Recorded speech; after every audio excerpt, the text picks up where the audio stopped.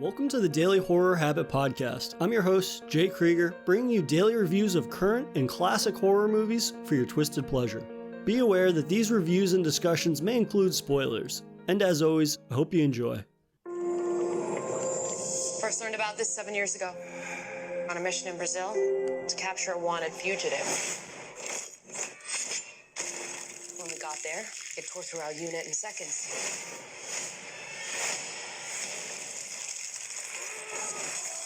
The target had superhuman abilities. It had the same marking you do, Cole. It's a birthmark. What do you mean? He was born with it. It's not a birthmark, Cole. It means you've been chosen. Throughout history, different cultures all over the world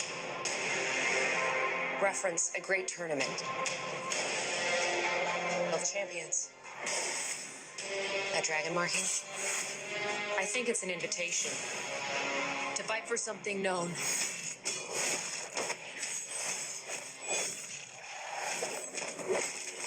As Mortal Kombat. These are your champions. I'm Sonya. That's Kano. I'm Liu Kang. Name's Jax. Kung Lao. The fate of Earth is in our hands. No matter how many of my people you put in the ground,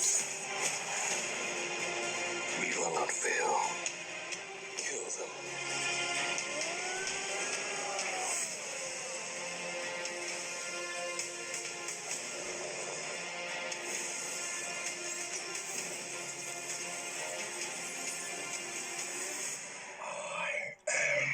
Sub-Zero.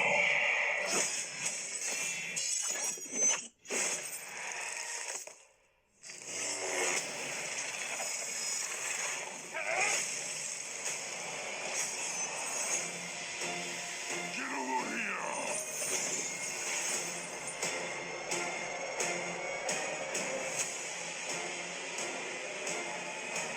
Finish them! Kano wins. You fucking beauty. Given it's been 26 years since Paul W.S. Anderson's 1995 original Mortal Kombat film, I reckon it's high time for a new crack at bringing the most horror-centric fighting series in games to the big screen. But the path to successful video game film adaptations is unfortunately paved with countless good-intentioned projects that materialized into hellish flaming piles of underwhelming failures. Or garbage, if we aren't mincing words about it. And while the latest attempt at cracking the video game adaptation code is anything but flawless, are its litany of gory fatalities and impressive roster of fan-favorite characters enough to crown McCoy as the new protector of Earthrealm? Currently in theaters and streaming on HBO Max, Simon McCoy's Mortal Kombat strikes a strong first impression in terms of its fully earning its R rating. Fully embracing the film's upgraded R rating from past live-action films' PG-13 rating, the film is chock full of CGI blood and all manner of decapitations and absurdly brutal means of bodily harm. We're treated to a brief and bloody history lesson of Mortal Kombat's favorite rivalry between Scorpion and Sub-Zero before we meet the film's true protagonist, Cole Young, played by Louis Tan.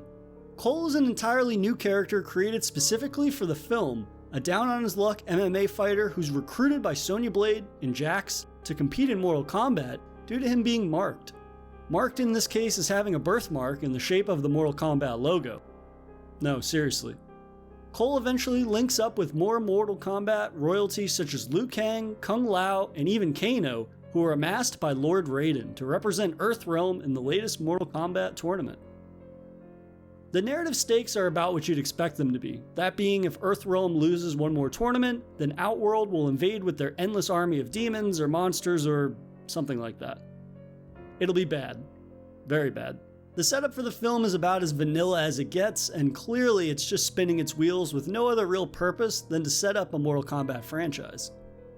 It's hardly surprising, but when 85% of dialogue is exposition dumps on events and characters, it grows tiresomely trite early on.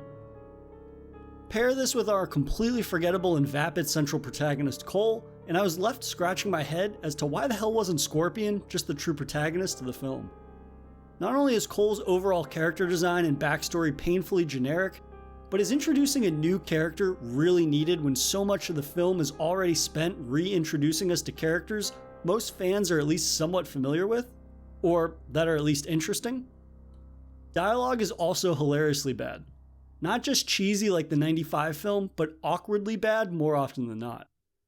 In a scene early on, Cole's daughter informs Jax that Cole's mark is a birthmark, to which Jax responds, "What do you mean?" To which she answers, "He was born with it." It's just incredible stuff. Luckily, there's Josh Lawson's scene-stealing performance as the smart-mouthed merc Kano, who has countless genuinely hilarious bits. He's a talking head, but just when you're about to grow tired of him, he backs off for a bit, before popping his head back into a scene for some shit-talking. An absolute delight.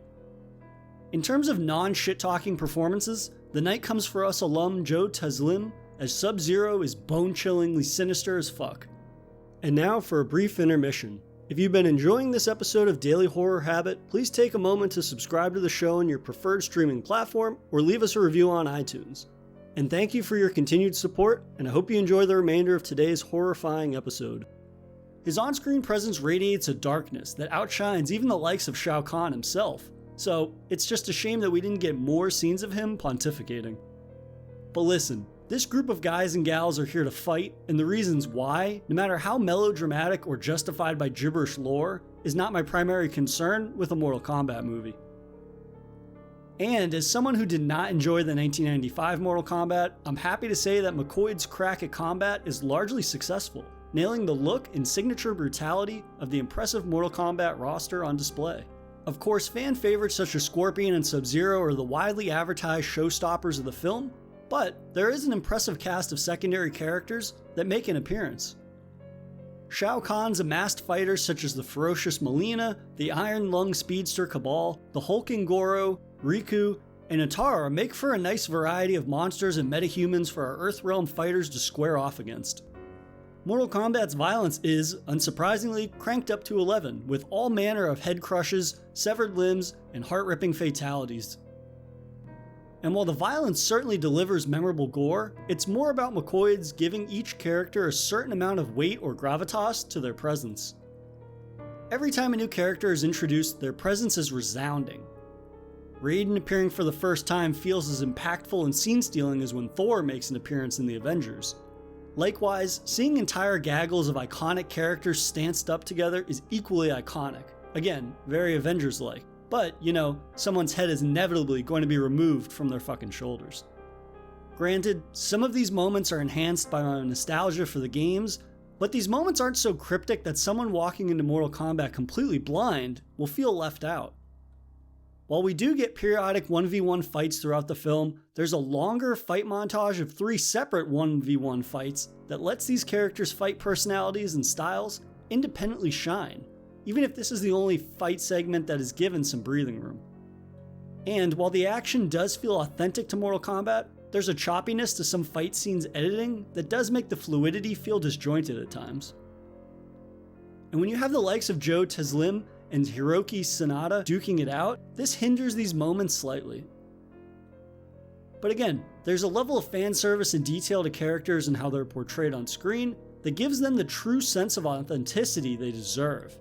It'd be nonsensical to try to compare this reboot to the original film, given the 26 years that separate the two, but McCoy's Mortal Kombat feels as if it has a true sense of what fans of the series would expect from a Mortal Kombat film. Sure, there's more lore and gibberish than needed, but the look and feel of characters largely outweighs my qualms with the sequel-serving narrative or bad, not cheesy, just bad, dialogue. And I mean, getting to see Kung Lao cut another fighter in half with his spinning metal hat is worth the price of admission, which, for most of us with HBO, is free. I have to reiterate, I do have a certain amount of nostalgia for the original 3 Mortal Kombat games, being a staple of my childhood, but I don't think it's to the degree I'm overselling this adaptation. I haven't kept up with the most recent Mortal Kombat games in probably a decade, and I wasn't a fan of the previous film adaptations. And yet, I can't imagine what more folks would want from a Mortal Kombat film than what McCoy has delivered here. There's spine-crunching kills and some quality fan service that makes this a fun, if not vanilla, universe-building film. No harm, no foul, and it's an entertaining bloodbath.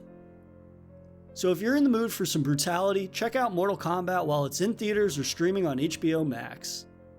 And that'll do it for another episode of Daily Horror Habit. I'll see you guys tomorrow for another Daily Horror movie review. If you enjoyed this episode, please subscribe to Daily Horror Habit on your preferred streaming service and follow the show on Instagram at Daily Horror Habit and on Twitter at Daily Horror Pod for episode updates. Thanks again for listening, and I'll see you guys next time.